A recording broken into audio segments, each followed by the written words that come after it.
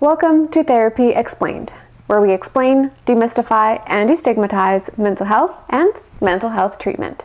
My name is Deniss. I'm a licensed marriage and family therapist and your very own mental health cheerleader. Today, we're going to be talking about boundaries. Now, I know that boundaries can be very overwhelming for us. When you hear it, you're probably already starting to feel some anxiety around setting boundaries, particularly if you are a person of color.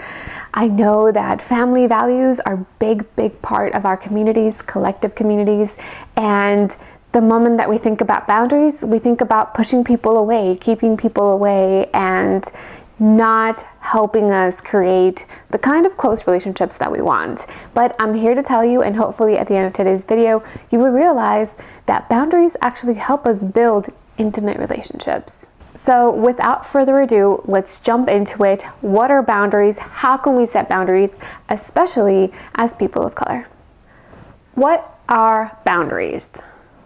Before we jump into the deep part of this video, which is really all that anxiety that's coming up around boundaries, let's clear up what boundaries are in the first place. Boundaries are limits that we set in order to help us feel safe in different relationships and different spaces. And limits can be, yes, physical limits, like your physical space, but it can also be emotional limits or time limits or a whole kind of range of different types of limits that you set for yourself in order to, again, ensure that you are keeping yourself feeling safe and comfortable in every relationship and in every space that you occupy. What do boundaries sound like? This one is probably very easy. You're probably saying, no, that's a boundary. Just saying no, that's what boundaries sound like.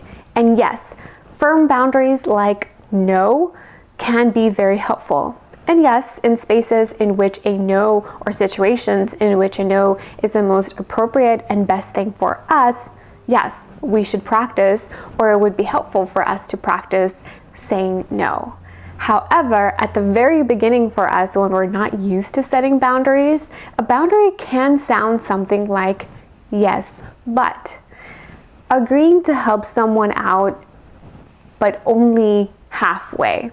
Whether that's helping someone get something started, finish something, provide them with resources, or set a time limit around how long you're willing to spend or you are able to spend on helping that person with a particular task or favor that they are asking for you.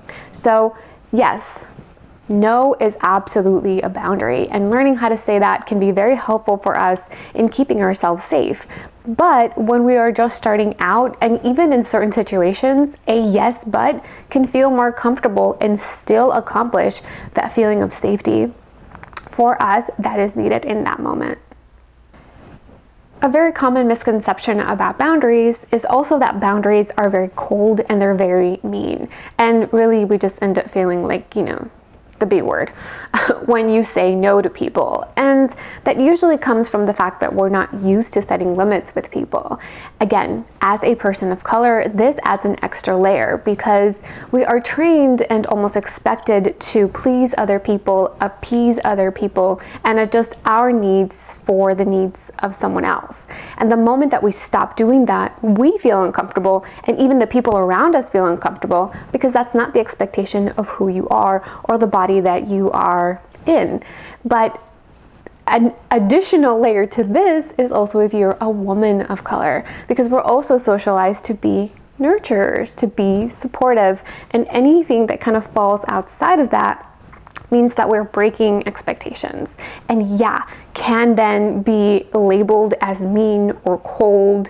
But at the end of the day, it's important to remember that these are all societal labels that don't necessarily or accurately express or define what's really happening in that moment. Allowing ourselves to remain safe, to be picky about where our energy is going is a good thing, because only then can we show up for the people that are truly important, and only then can we build healthy relationships in our personal lives and at work. Ultimately, boundaries can still be very empathetic. So The first point is you're absolutely allowed to say no if that's what is the best answer in that moment, and you don't have to soften it for other people.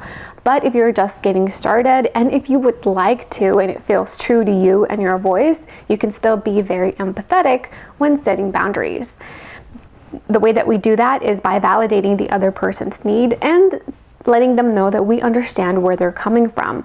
However, knowing where they're coming from and what they may be experiencing doesn't mean that our needs are no longer important. So saying something like, I understand that you're overwhelmed, I understand that you're stressed out, and I appreciate that you think of me in this moment. However, I am still not able to help you with this task, or maybe I can point you to someone who can, or a place where you can get started with that. Or simply just saying, I'm sorry, I don't have time, I get where you're coming from, or appreciate that you think about me, I'm just not available, right? Again, finding what your voice is also part of the journey of learning how to establish boundaries, but they can still sound empathetic and they can still sound like you without them being no, and just simply no. Which is also, yes, okay, if that is true to you. Let's reframe. One of the biggest misconceptions about boundaries, which oftentimes keeps people from establishing them, is that boundaries, the way that we think about them, and even sometimes the way that we describe them as limits, sound like something that is going to keep people away, that is going to push people away and isolate us from healthy, meaningful, intimate connections. But that's not true. I would pose to you and propose to you to start thinking about boundaries like bridges. If you think of all of us, each individual person, as an island with its own resources, then we can start to picture boundaries as these bridges. When we set up boundaries, we're saying, if you want access to this particular resource of me, whether that's my time, my love, my affection, maybe just my help at work, right? My professional relationship with me, then this is the bridge, this is the path that you need to take in order to get here. Now, because it is a bridge, we can, if we feel comfortable, widen that bridge, make sure that that bridge is open 24/7 if we feel comfortable with that, or we can also set a limit within that bridge and say, this bridge is only open Monday through Friday, 9 to 5. And that might be a really good boundary to set with our coworkers or with anyone else at work. Maybe with a partner, we're available, 20 hours a day, and I still need some time for myself. But again, it's up to you to decide what those limits are going to be. But at the end of the day, what you are saying is you're pointing at different bridges and letting people know that they can have access to you, but they need to take certain pathways in order to do that. The ultimate message that we send to someone when we are establishing boundaries and letting them know how we feel by providing them feedback is that we want a relationship with them. We want to be able to have them in our lives, but we need that to happen in a particular way in order for us to feel safe. And we are also ideally willing to listen to what they need and respect their boundaries and needs around that as well.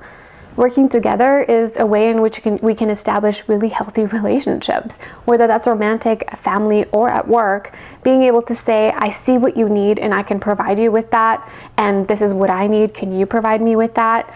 That creates an overall culture of openness and comfort, regardless of who the other person might be or the kind of relationship that you're trying to establish. One in which you both feel safe is usually the best. So I encourage you to think of boundaries in that way. Yes, they're limits, but they're not walls. They're more like bridges or, specified pathways to get access to certain parts of you. Let's talk coping tools. Okay, so hopefully now you understand and are starting to think of boundaries differently. That they don't have to be cold or mean. They don't have to be set up as walls, but more as bridges or pathways to help us connect with other people. That ideally helps you brainstorm how you want to say it and will encourage you to start building some of these bridges and some of these pathways to help people connect with you. But the next piece really is the anxiety around having to establish this. Again, as people of color or women or any other sort of intersectionality that adds to this anxiety and difficulty with setting these boundaries. So what do we do with them? Number one, remind yourself that this feels uncomfortable because it's new. And that yes, because of who you are, you might also be expected to please other people, be nurturing, adjust to other people's needs. And the moment that you stop that, there is going to be a response because people are used to having unlimited access to you. So yeah, people are gonna have feelings about it. This might be uncomfortable for you because it's new, because it's different, but not because it's wrong. The more you do it, the more comfortable you will be with establishing them.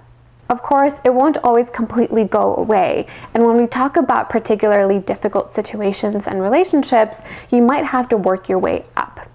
I encourage you to practice establishing boundaries with the relationships that you feel might be the most receptive. That way you can start to slowly practice how to say them, what is going to feel comfortable for you, and then also how to maintain them.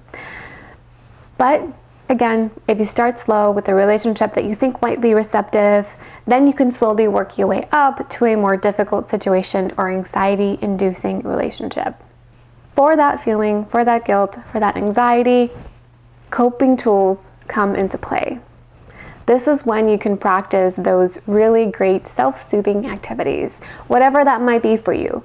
Going for a run, journaling, meditating, yoga, talking to a friend, listening to music, whatever it is that you have established to help you manage some of these uncomfortable feelings, make use of them.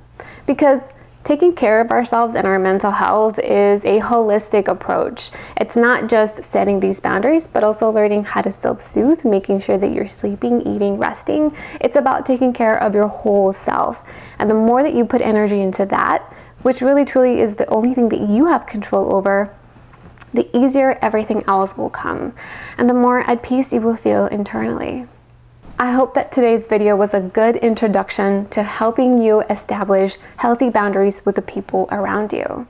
Remember that it's important for us to be able to establish these limits. And again, they are pathways, they are bridges when we're letting the other person know what we need and which path exactly to take in order to have access to us in a way that feels safe for us. Because that's really what you're telling someone at the end of the day. It's, hey, my experience and my feelings are important. Not more important than yours, but just as important. And they're so important that I'm going to take the time to let you know what they are, because I also want a relationship with you. I want us both to feel safe and seen and validated in this relationship. And I'm going to take the time to do that for myself and also model that for you. The more that we're able to do this and listen to one another, the healthier relationships we will have, again, romantic and family and at work. So these new tools that you will hopefully be developing can be established and used in any relationship that you have. If you did find this video helpful, remember to give it a thumbs up and subscribe to this channel if you haven't already.